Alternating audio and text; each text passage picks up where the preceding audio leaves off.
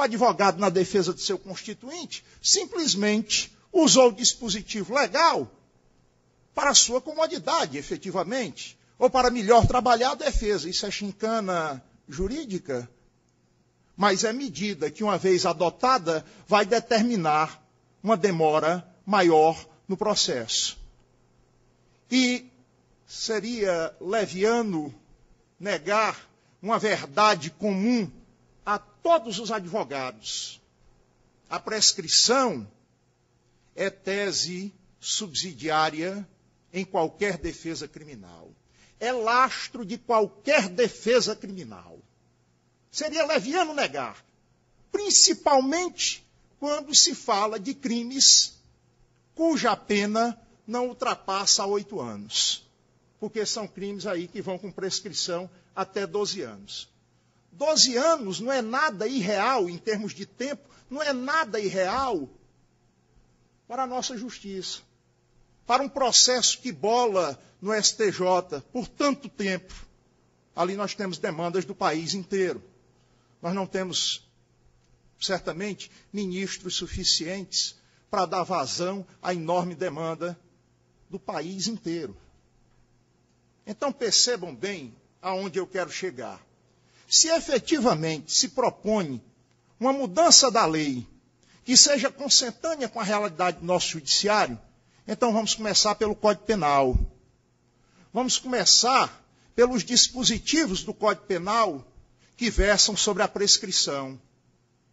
Vamos acrescer efetivamente, em particular no artigo 117 do Código Penal, e isso aqui é um repente de sinceridade do advogado que vos fala, vamos acrescer causas interruptivas da prescrição que há muito já deveriam estar lá.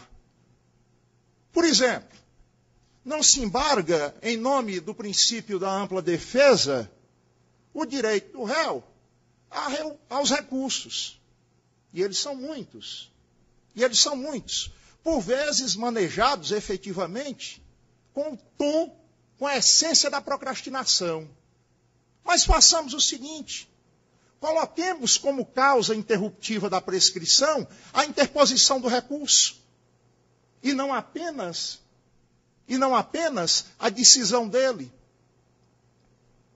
Porque aí você vai estar adotando uma medida efetiva para estilhaçar o tempo prescricional e para impedir efetivamente, ou para trabalhar no sentido de impedir a impunidade.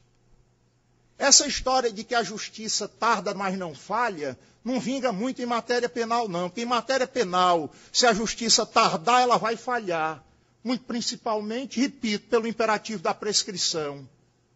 Né? Sabemos nós que os crimes imprescritíveis não são regra, são exceção. Mas nós devemos ter a coragem de propor essa mudança, se nos julgamos operadores do direito honestos ou com honestidade de propósito.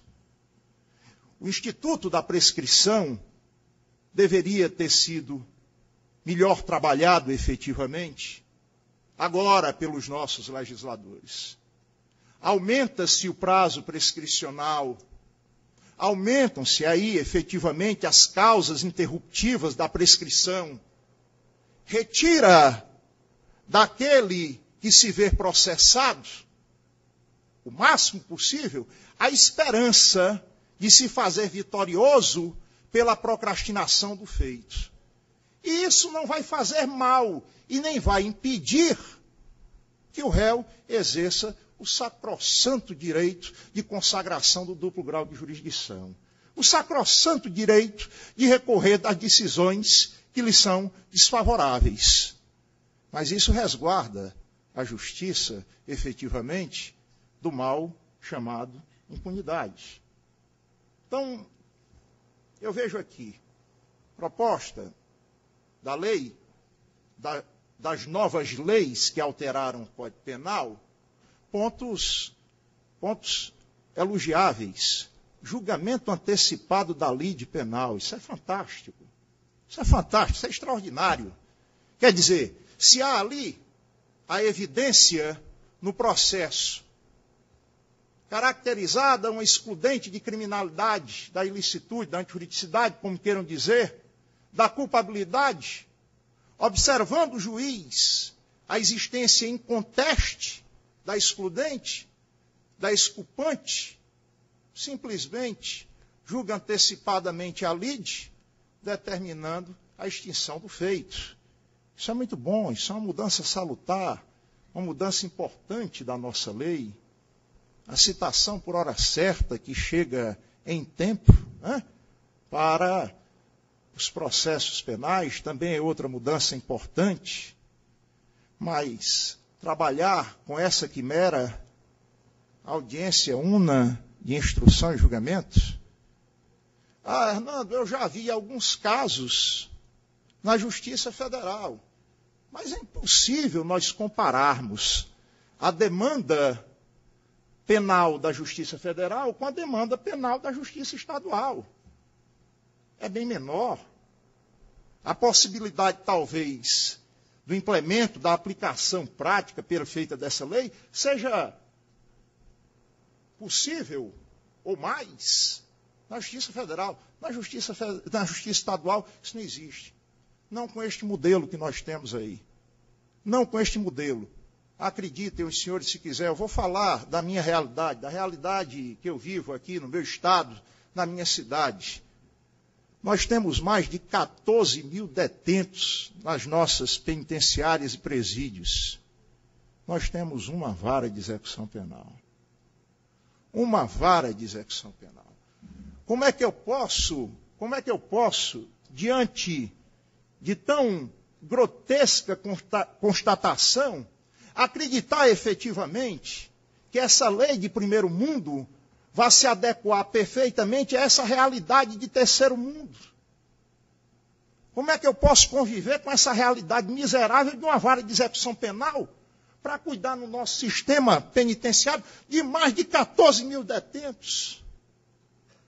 Eu procurei, meu ilustre doutor Bertozzi, trazer para essa discussão e de forma pontual, e eu temo extrapolar o tempo, eu procuro ser obediente efetivamente ao tempo, mas eu procurei trazer aqui um pouco dessa polêmica que é vivida na prática pelo advogado e também pelo conselheiro do Conselho Penitenciário do Estado do Ceará. Eu temo, em meio a essas reformas, que se busque a qualquer custo fazer justiça penal a toque de caixa. Isso é um perigo, isso é uma temeridade. Isso é uma temeridade. Isso causa insegurança para todos nós. Para todos nós. Agora, recentemente, a vara das execuções penais passou aqui por um mutirão patrocinado pelo Conselho Nacional de Justiça. Nós tratávamos aqui mutirão como mentirão. Um mentirão. Não resolve nada, não faz nada e tal, mentirão. Pois é. Mas chegou para nós, porque é atribuição nossa, dos conselheiros do Conselho Penitenciário do Estado do Ceará, aliás, os conselhos penitenciários do país inteiro, firmar parecer em pedido de indulto e comutação de pena. E os pedidos estavam sendo levados a efeito, simplesmente considerado o tempo de condenação com a pena e o tempo que ele havia cumprido, descartando aí os requisitos subjetivos que avaliam o mérito do condenado para ser beneficiado com o indulto, que é causa extintiva da punibilidade, ou com a comutação de pena. E muitas pessoas aqui no estado do Ceará, muitos condenados foram soltos, via de regra pela prática de roubo, de furtos e homicídios. Foram soltos, observado pelo que nós pudemos verificar no Conselho Penitenciário, observados aí apenas o tempo de pena imposta e o tempo de pena cumprida. Eu chamo isso de justiça a toque de caixa. Isso para mim é perigoso. Isso para mim é inconcebível, é inaceitável. E por vezes, e não foram poucas, eu dei parecer contrário. Exatamente porque o pleiteante não atendia aos requisitos subjetivos de que fala a lei. Eu talvez esteja apenas trabalhando para incitar uma discussão, ou para convocar todas as senhoras e todos os senhores, conclamá-los para um pensamento, desenvolver um raciocínio. Será que efetivamente, antes de criarmos belas leis que na prática são inexequíveis, nós não deveríamos trabalhar a fundo e com muita força uma reforma efetiva e, repito, consequencial do nosso Poder Judiciário?